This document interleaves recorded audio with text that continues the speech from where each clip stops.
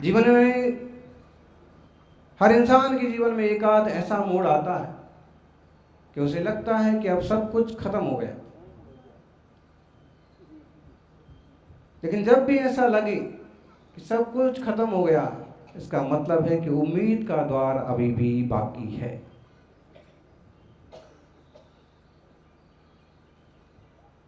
किसी के जीवन में इतनी सारी समस्याएं आ जाती हैं, इतनी सारी परेशानियां आ जाती हैं कि उसे लगता है कि अब तो कुछ रहा ही नहीं। जीने का मकसद क्या है, जीने का औचित्य क्या है? एक कहानी सुनाऊंगा, दक्षिण अफ्रीका की असली घटना है। एक इंसान था, उसके माँ बाप गुजर गए, परिवार सब तितर बितर हो गए। जैसे जैसे उसने एक शादी की, विवाह किया, बड़ा कर्ज लेकर के शादी की। शादी करके साथी बढ़िया मिले, सहयोगी मिले, जरूरी नहीं है। थोड़े दिन तो ठीक ठाक चला, बाद में जबरदस्त बिगाड़ हुआ और उसने जब क्लेम किया और जो कुछ इसकी जमा पूंजी थी, जो कुछ ने इकट्ठा किया था, सारा उसके नाम चढ़ाना पड़ा। इसके हाथ में केवल $70, समझ ली $700 जैसा कुछ बचा। पूरी तरह से हताश था ही कि इतनी सारी बदनामी, इतनी सारी निराशा, इतने सारे कर्ज, इतना सारा जंजाल, शादी का कर्ज हो गया, जो कुछ हाथ में था वो लेके रवाना हो गई। और अब यही सोचता कि मरने के अलावा कोई रास्ता नहीं। फिर भी कई बार हिम्मत नहीं पड़ती, कई बार सोचता कि और भी किसी ढंग से जीना चाहिए। एक दिन उसने प्लानिंग की कि मरना ही एक रास्ता है, फिर भी भूख लगी है। एक होटल में गया, नाश्ता कर रहा है। उसकी जेब में केवल $70 है। नाश्ता कर रहा है, नाश्ते का जो अखबार का कागज का टुकड़ा था, नाश्ता कर चुका तो उसको यूं मुट्ठी बना के फेंकने ही वाला था कि उस पर नजर पड़ी, उसका एक इश्तिहार पर, एक विज्ञापन पर। एक खदान नीलाम होने वाली है, एक खान नीलाम होने वाली है, हीरे निकलते हैं। लेकिन उसके बारे में लिखा था कि वहाँ बहुत खुदाई की गई और कुछ नहीं निकला है। फिर भी अगर किसी की इच्छा हो तो सरकार वो नीलाम करने वाली है और ले लें। उसने उसको पढ़ा, उसने अपनी जेब पर भी ध्यान दिया और एक बार हंसा। $70 में क्या होता है, $700 में, $1000 में क्या होने वाला है? कुछ भी होने वाला नहीं। फिर भी जो ही लिखा है और जो एक खदान की बात हो रही है, इसी गांव में थोड़ी दूरी पर है, मैं भी जाके एक बार वहां देखूं तो सही, मैं भी नीलामी में शामिल हो जाता हूं। हंस भी रहा है कि $70 में, $70 में कोई नीलामी मिलती है और आएंगे बड़े बड़े लोग। फिर भी मरना तो है ही, जाके देखता हूं, काम बन गया तो ठीक है, नहीं तो उसी में कूद करके और गया। वहां पहुंचा, जो सरकारी लोग थे वो लोग थे, बाकी थोड़े से और मजदूर टाइप के लोग थे, और कोई पहुंचा ही नहीं वहां पर। नीलामी की बोली चाल हुई, बोलने वाला एक ही आदमी था। ऑफिसर्स को सबको पता है कि इसमें कुछ निकला नहीं, सरकार को केवल खाना पूर्ति करके इसको बंद करना है। तो कोई नहीं लेगा तो ये बंद हो जाएगी, कोई लेगा तो अपने हिसाब से संभालेगा। तो उस आदमी ने जो कुछ था लगा दिया कि नीलामी में। क्यों? उसे पता है कि अगर हमें कुछ नहीं मिला तो भी इसी में कूद के मर जाऊंगा। जीवन में कितना नुकसान होता है, कितनी दिक्कतें होती हैं। योग संयोग की बात कि उसके नाम से नीलामी फाइनल हो गई कि ठीक है, ये आपको दी गई। बेचारा उस चक्कर में पड़ गया कि करना क्या है। इतने में क्या हुआ कि 2-4 लोग आए और उन्होंने कहा, साहब ये सरकार की खान है, ये आपके नाम हो गई है और आज का पेमेंट हम लोगों को मिला है मजदूरी का। तो आप कहिए तो हम इसकी खुदाई कर दें आज के दिन? पहले से मिला हुआ है ना, नीलामी का दिन है आज, आज तक सरकार के हाथ में है, आज का पैसा हम लोगों को मिला हुआ है, और आप कहो तो इसकी खुदाई कर दें, आप कहो तो हम लोग अब जाएं यहाँ से, हमारा काम खत्म हो गया। तो उसने विचार किया कि सामने से आ रहे हैं, पूछ रहे हैं, और इनको मुझे भी इनको देना कुछ नहीं है। उसने कहा बिल्कुल खुदाई करिए, आप लोग खोदिए, कुछ निकला तो ठीक। योग संयोग की बात कि जो अभी तक 100 फुट से ज़्यादा खोदी गई थी और अभी तक कोई हीरे मोती का कोई पता नहीं था, अब मजदूरों के हाथ लगाते ही और ज़रा सी खुदाई हुई, शाम होते होते वहाँ से हीरों की चमक चालू हो गई।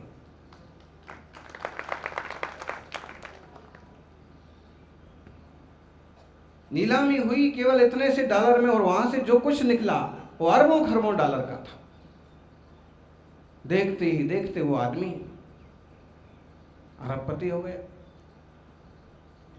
जीवन में कितने खतरनाक इम्तिहान हो सकते हैं।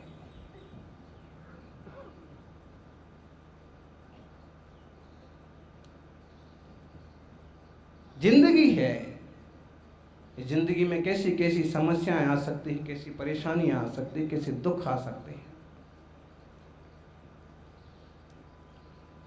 अभी तक वह पुरानी चीजों के लिए रो रहा था, लेकिन हौसला रखा उसने थोड़ा थोड़ा कि थोड़ा और देखते हैं, थोड़ा कुछ और करते हैं, बाद में ऐसा नहीं तो ऐसा करेंगे। कोई भी इंसान को जीवन मिलता है, बेशकीमती है मनुष्य पर्याय। इस मनुष्य जीवन में कोई राजा बन जाता है, कोई रंक बन जाता है, और राजा कहलाता है कि अधिकार मिल गया, पद मिल गया, रुपया मिल गया, संपत्ति मिल गई तो राजा कहलाता है, और वो सब छिन गया तो रंक कहलाता है। इंसान वही है। आप ऐसे समझिए कि आत्मा आत्मा है, सोने का सिक्का सोने का सिक्का है।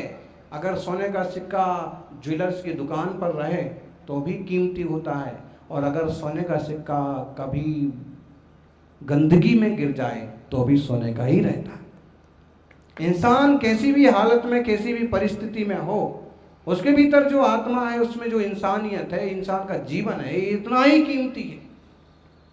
इसलिए इसको इस ढंग से नहीं नापना तोलना चाहिए कि मेरे पास क्या है कि क्या नहीं है। दुनिया इसी ढंग से नापती तोलती है, और जो लोग इसी ढंग से नापते तोलते हैं वे अक्सर करे परेशान रहते हैं। सबसे पहले तो थोड़ा सा आध्यात्मिक दृष्टिकोण और धर्म का ज्ञान जरूरी है। जानवरों का जीवन देखिए आप, कितना दुखमय है।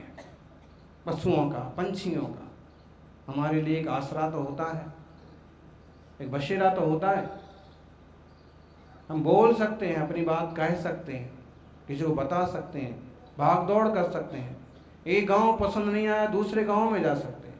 यहाँ बहुत ज़्यादा कर्ज हो गया, हम इसको छोड़ करके कहीं और जा सकते हैं। तकलीफ हो गई किसी तरह की, कुछ तो बदलाव कर सकते हैं। और अगर सक्षम है, समझदार हैं, तो दुनियादारी छोड़ करके अध्यात्म के मार्ग पर आत्महित में भी लग सकते हैं। यानी जो खो गया उसके लिए रोया नहीं करते, और जो पा लिया उसे खोया नहीं करते। उनके ही सितारे चमकते हैं जो मजबूरियों में रोया नहीं करते। मजबूरियों में रोया नहीं करते। मजबूरियां किस पर नहीं आती हैं, क्या नहीं घटता है जीवन में। मध्यम वर्गीय परिवार होते हैं या सामान्य परिवार होते हैं, एक तरफ से नहीं कई तरफ से समस्याएं खड़ी हो जाती हैं। दुकान की समस्या, बहू की समस्या, बेटे के जॉब की समस्या, ससुराल वालों का अपना रोना, अपने ताने, समाज की अपनी सोच, और कितने सारे। बताइए अब क्या किया जाए।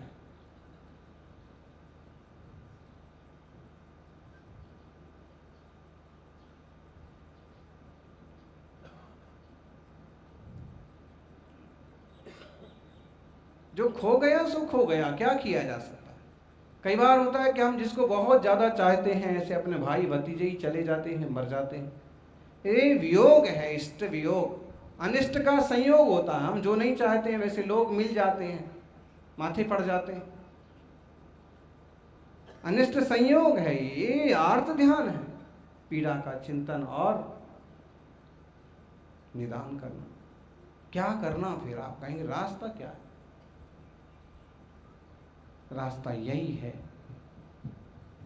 इस पर्याय में हम मुकाबला कर सकते हैं। इंसान हैं हम समझदार हैं, और जो कुछ सामने आ रहा है उससे टकरा सकते हैं।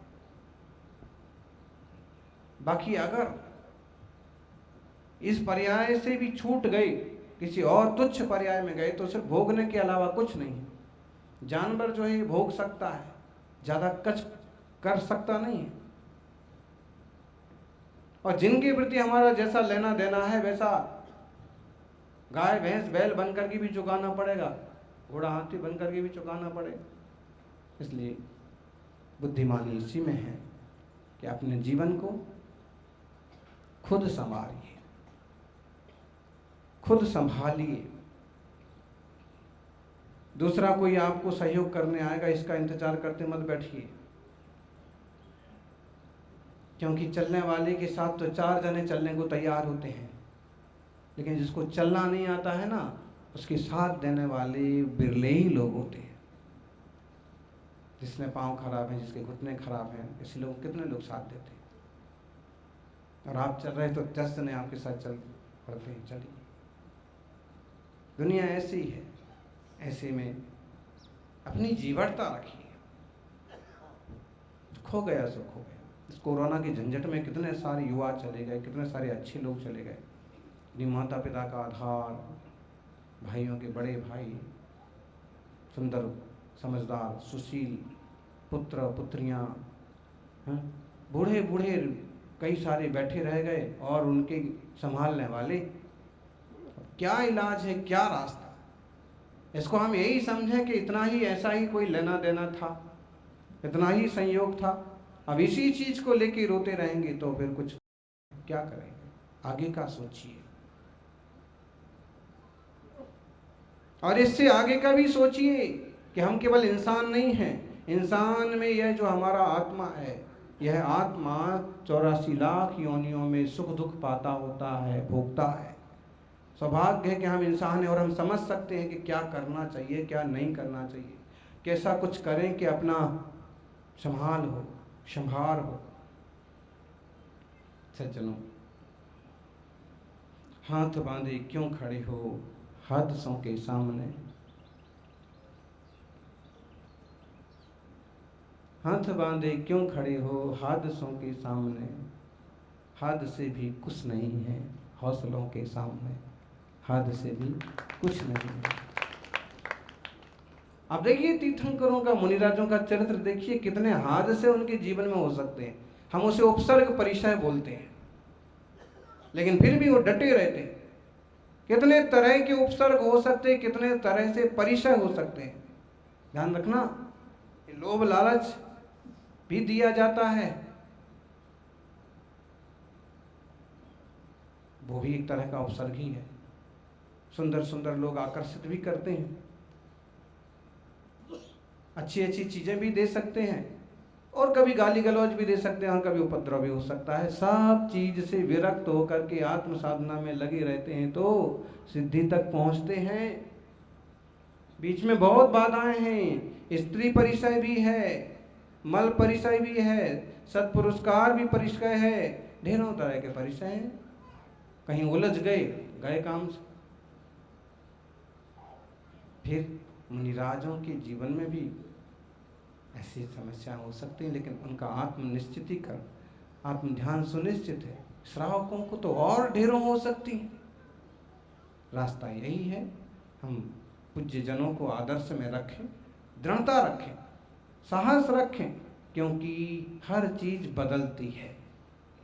आज परिस्थिति ऐसी है तो कल परिस्थिति दूसरी भी होगी। आप कहोगे 30 साल हो गए, 20 साल हो गए स्ट्रगल करते हुए, संघर्ष करते हुए, कुछ बदलता ही नहीं है, कुछ होता ही नहीं है, कुछ आता है तो हाथ में रुकता ही नहीं है।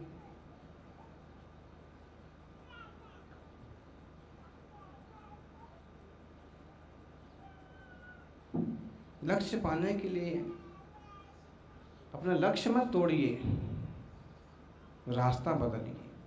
हो सकता है किसी और रास्ते से हम लक्ष्य तक, मंजिल तक पहुंचे। ज्ञानियों,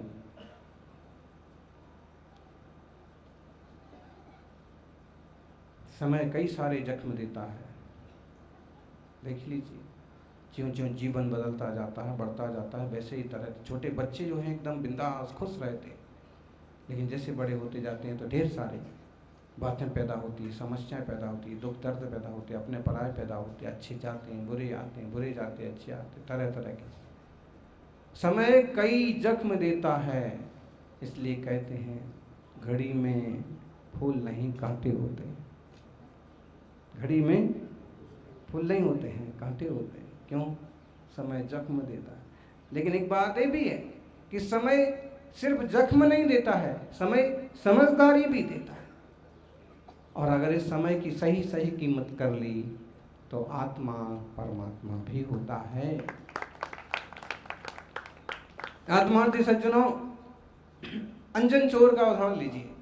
कितना खतरनाक खेल खेलने वाला चोर,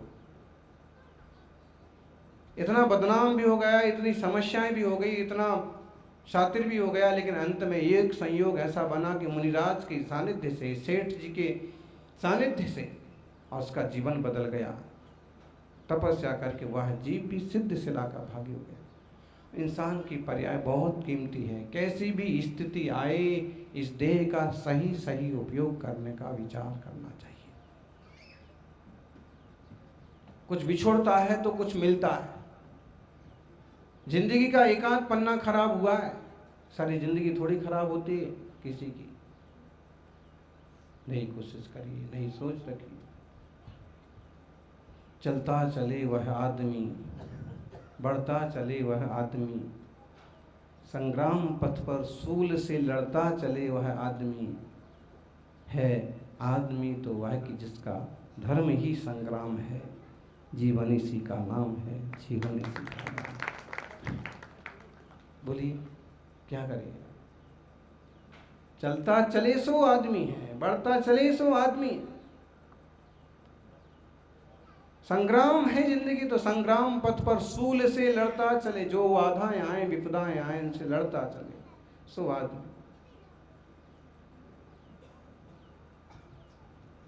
है आदमी वह तो कि जिसका धर्म ही संग्राम है,